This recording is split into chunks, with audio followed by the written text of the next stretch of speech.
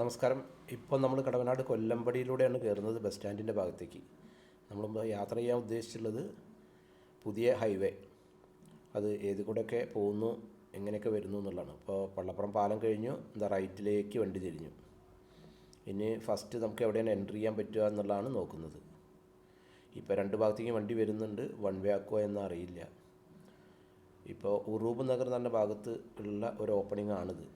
ഇതിലൂടെ മാർക്കിംഗ് ചെയ്യാത്തതുകൊണ്ട് ഞങ്ങൾ നേരെ പോവുകയാണ് ചെയ്തത്. അതിലൂടെ എൻട്രി ഉണ്ടോ ഇല്ലേ എന്നറിയില്ല. ഇപ്പോൾ ഇവിടെ പകുതി ദൂരം എത്തിയപ്പോൾ കാണിക്കുന്നുണ്ട് കോഴിക്കോടേക്ക് ഉള്ള ദൂരവും എല്ലാം. ഇനി നമ്മൾ പാലത്തിൻ്റെ ചോട് ചമ്രോട്ടം ജംഗ്ഷനിലെത്തുന്നതിന് ജസ്റ്റ് മുന്നുള്ള പാലത്തിൻ്റെ ചോട്ടിൽ കൂടെ ഞങ്ങൾ റൈറ്റ് അടിച്ച് കയറി. പക്ഷെ അവിടെ കയറരുതെന്നുള്ള ഒരു സിഗ്നലാണ് വരച്ചിരിക്കുന്നത്. ഇപ്പോൾ വർക്ക് നടക്കണമായതുകൊണ്ട് നമുക്കതിലൂടെ കയറാം. ഇപ്പോൾ ചമ്രോട്ടം പാലം കഴിഞ്ഞ് താഴത്ത് ഒരു എൻട്രി ഉണ്ട്. അതിലൂടെ നമുക്ക് പുറത്തേക്ക് പോകാൻ പറ്റില്ല, അവിടെയുള്ള വണ്ടികൾക്കൊക്കെ ഉള്ളിലേക്ക് പ്രവേശിക്കാം. ഇപ്പോൾ കണ്ടക്കുറുമ്പക്കാവ് അമ്പലം കഴിഞ്ഞു. അപ്പോൾ ഇവിടെയും ഒരു എൻട്രി എക്സിറ്റാണ് ഇവിടെ വന്നിരിക്കുന്നത്. ഇവിടുന്ന് ഒരു എക്സിറ്റ് ഉണ്ട്. അപ്പോൾ നമ്മൾ നരിപ്പറമ്പ് ഭാഗത്തേക്ക് എത്തിക്കഴിഞ്ഞ്, നരിപ്പറമ്പ് അവിടെ പാലത്തിൻ്റെ അടിയിലൂടെ നമ്മൾ ഒന്ന് റൗണ്ട് ചെയ്ത് തിരിച്ചു വരാനുള്ള പരിപാടിയാണ്. ഇനി തിരിച്ച് നമ്മൾ ഇങ്ങോട്ട് തന്നെ മടങ്ങി പോരുകയാണ്. അപ്പോൾ നരിപ്പറമ്പിൻ്റെ ആ ഭാഗത്തേക്ക് നിന്ന് കുറച്ച് ദൂരം എത്തിക്കഴിഞ്ഞാൽ പാലം കഴിഞ്ഞ ഉടനെ നമുക്ക് പ്രവേശിക്കാൻ വേണ്ടിയിട്ട് അവിടെ മാർക്കിംഗ് കൊടുത്തിട്ടുണ്ട്. ഇവിടെ നമുക്ക് പ്രവേശിക്കാനുള്ള ഭാഗം തന്നെ കൃത്യമായിട്ട് കണ്ട വരകൾ കറക്റ്റായിട്ട് ഇങ്ങനെ ഇട്ടിരിക്കുന്നത് കയറി വരാം എന്നുള്ള പറ്റില്ല. തൃശ്ശൂർക്ക് 55, ഗുരുവായൂർക്ക് 30 കിലോമീറ്ററാണ് ഇപ്പോൾ അവിടുന്ന് പറയുന്നത്. ഇപ്പോൾ നമ്മൾ നേരെ വന്നുകൊണ്ടിരിക്കുകയാണ്. ഇപ്പോൾ ഇതാ നമ്മൾ വീണ്ടും ചമ്രോട്ടം ജംഗ്ഷനുള്ള ആ പാലത്തിൻ്റെ അടുത്തെത്തി. അവിടുന്ന് ലെഫ്റ്റിലേക്ക് നമുക്ക് എക്സിറ്റ് ഉണ്ട്. ഇനി മേലെന്ന് താഴെ ഇറങ്ങിയ സ്ഥലത്ത് നമുക്ക് എക്സിറ്റ് ഉണ്ട്.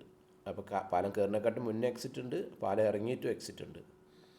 ഇനി ഇത് നമ്മളിപ്പോൾ ഉറൂബ് നഗർ കഴിഞ്ഞ പോയിൻ്റാണ്, പള്ളപ്പുറം പാലത്തിൻ്റെ അടുത്തുള്ള. അവിടെ മാർക്കിംഗ് ഇല്ലാത്തതുകൊണ്ട് നമുക്ക് എവിടെയാണ് എൻട്രി എക്സിറ്റ് എന്ന് പറയാൻ വയ്യ. അപ്പോൾ പാലം കടന്നുകൊണ്ടിരിക്കുകയാണ് നമ്മളിപ്പോൾ. പള്ളപ്പുറം പാലം കഴിഞ്ഞു, കനോലി കനാലിൻ്റെ മേലുള്ള പാലം കഴിഞ്ഞു.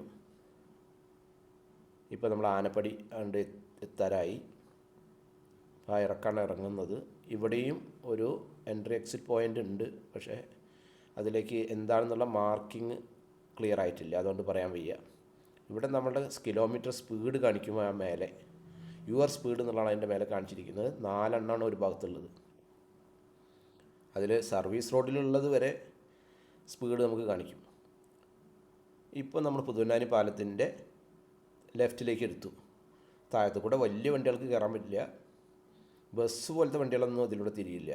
പക്ഷേ ചെറിയ വണ്ടികളൊക്കെ ആ ഒരു അണ്ടർപാസിലൂടെ കടന്ന് തിരിഞ്ഞു വരാം. ഇനി വീണ്ടും നമ്മൾ മടങ്ങി വരികയാണ്.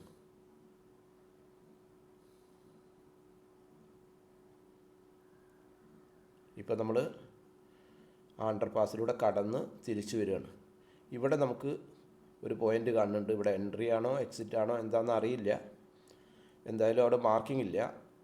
നമ്മളിപ്പോൾ ഉടനെ തന്നെ പൊന്നാനി പോലീസ് സ്റ്റേഷൻ്റെ അടുത്തെത്തുകയാണ്. ഇതാണ് പൊന്നാനി പോലീസ് സ്റ്റേഷൻ. ആ ഭാഗത്ത് ഇപ്പോൾ വർക്ക് ഒരു 1 സൈഡേ കഴിഞ്ഞിട്ടുള്ളൂ.